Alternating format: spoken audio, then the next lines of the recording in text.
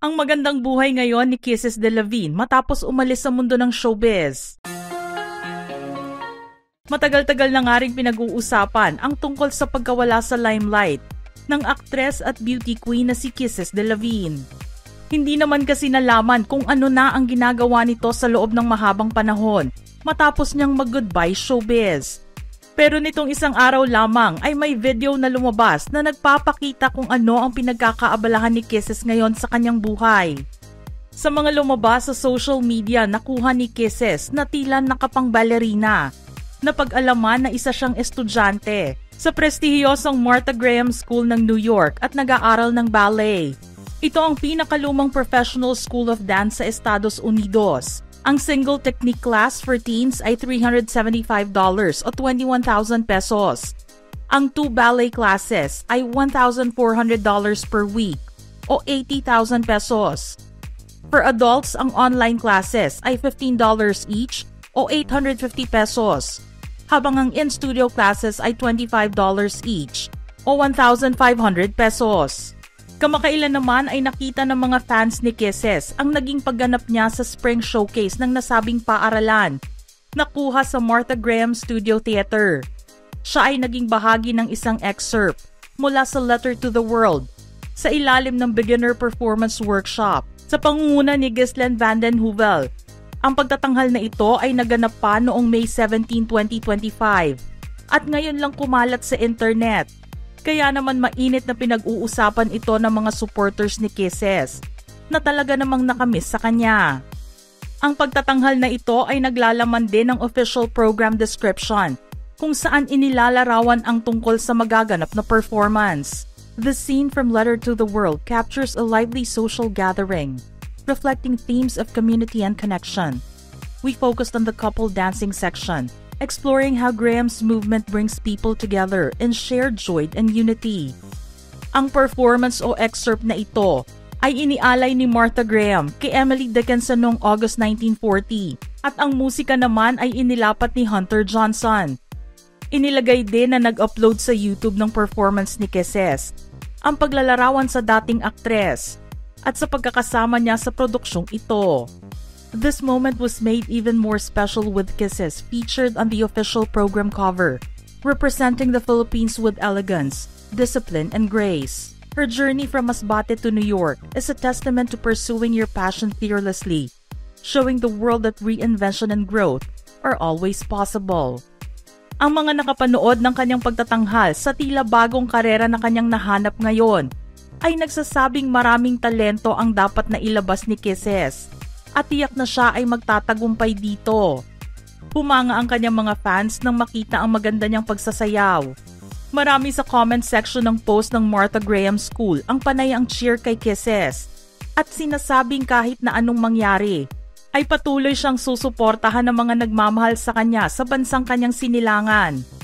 Ilang buwan na rin pinag-uusapan sa internet ang tungkol sa isang nag-viral na video. Pinagpiestahan ito at sinasabi ng mga netizens na si Kisses Delavigne daw ang babaeng nakita sa video na uploaded sa social media na nasa New York City noong taong 2024. Magmula noon ay naghanap na ang mga fans niya ng mga impormasyon kung kamusta na ang aktres at kung ano na ang ginagawa niya ngayon. Naging makulay din ang pagpasok ni Kisses sa showbiz. Kung hindi dahil sa PBB ay hindi siya magkakaroon ng pagkakataon na umarte at makasama ang ilang mga kilalang pangalan sa industriya. Kahit bata pa siya noong magtrabaho siya sa isang direct selling company, mas nabigyan ng katuparan ang pangarap niyang maging artista sa PBB. Sa reality show siya nabigyan ng kanyang break at nagtuloy-tuloy pa ito nang manalo siya bilang second big placer sa Pinoy Big Brother Lucky Season 7 noong 2016. Pero kahit marami ang nanghinayang na hindi siyang itinanghal na big winner, masaya naman si Kisses dahil hindi rin niya ginustong manalo rito. I wanted really not to win PBB because I always thought that it would defeat the purpose. Because it's a talent show and the winner has to have a car or house and lot. And I didn't really need that. I just want to go into showbiz. Pero kung mayroong isang bagay ang nakuha niya pagkatapos maging isang housemate, ito ay ang pagkakaroon ng lasting friendship sa kanyang co-housemates. Para sa kanya ay itinuring na niya ang mga kasama sa bahay bilang mga kapatid at lahat ay gagawin niya para sa kanila. Matapos ang kanyang stint sa PBB, pumirma ng kontrata si Kisses sa ilalim ng Star Magic. Nabigyan siya ng mga proyekto at napanood siya sa ilang ABS-CBN shows. Unang pinasok si Kisses sa love team kasama si Marco Gallo at tinawag silang Kiss Mark. Pero makalipas lang ang isang buwan ay nabuwag din ito. Nagkaroon din ng unofficial love team si Kisses kasama si Tony Labrusca na tinawag na Ton Kiss or Kiss Ton. Pero hindi rin ito nagtagal dahil hindi nag-push through ang proyekto na dapat nilang gagawin. Matapos ang mga love teams na pinasukan ni Kisses, nabuo naman ang unang love team ni Donnie Pangilinan kasama siya na tinawag na Don Kiss. Kinakiligan sila nang mapanood sa seryeng Playhouse at sa pelikulang Walwal. Gayunpaman natapos ang kanilang on-screen partnership noong 2019 kung saan inanunsyo mismo ni Kisses na matagal nang natapos ang love team ng Don Kiss. Maraming fans ang nalungkot sa balitang ito pero kinailangan nilang mag-move on dahil sa bagong tatahaking landas ni Kisses. Bukod naman sa pagiging isang artista, sumabak din siya sa pagkanta. Inilabas ni Kisses ang kanyang debut album na Kisses noong November 2017. Kalaunan ay nagpaalam siya sa Star Magic at lumipat sa APT Entertainment at AAA Management noong 2019. Noong taon din na yon ay bumalik si Kisses sa pag-aaral sa De La Salle University upang ituloy ang kanyang Bachelor of Science degree in Business Administration. Masaya ang naging buhay niya bilang estudyante at na-enjoy niya ang college life. Isa rin kasi sa pinagkakaabalahan niya ang pagiging isang member sa theater org na Harley Quinn Theater Guild. Pagsapit naman ng taong 2020, inihayag ni Kisses ang kanyang desisyon na lumayo sa entertainment industry para pagtuunan ang kanyang pag-aaral. Nagdesisyon naman si Kisses na ipagpatuloy sa nationals ang pagsali niya sa mga beauty pageants. Bata pa kasi siya nang magsimula siya sa mga pageants. Nag-umpisa siya noong siya ay 3 years old. Sa kanyang freshman year naman sa high school, itinanghal siya na Miss Teen Campus First Runner-Up. Nanalo rin siya bilang Miss Junior MNCHS at Miss Alma Mater. Noong 2013, nanalo siya bilang Miss Teen Masbate. Naging kandidata rin siya sa Miss Teen Earth Philippines pageant noong 2015.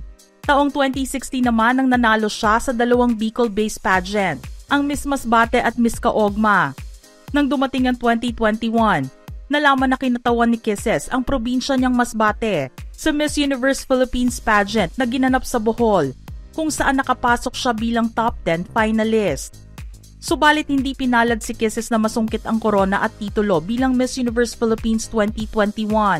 Kasunod ng resulta nito, inihayag niya ang kanyang determinasyon na ituloy ang kanyang mga pangarap sa pagsali sa mga pageants hanggang sa makuha niya ang ninanais na korona. Desidido nga rin siya na sumali muli sa mga susunod na Miss Universe Philippines pageant at nagsabing, "I am very sure. This is my big dream, so I will continue on this path. That is for sure." Mga ka-showbiz peeps, ano naman ang inyong reaksyon sa ating istorya ngayon? Send in your thoughts in the comment section below.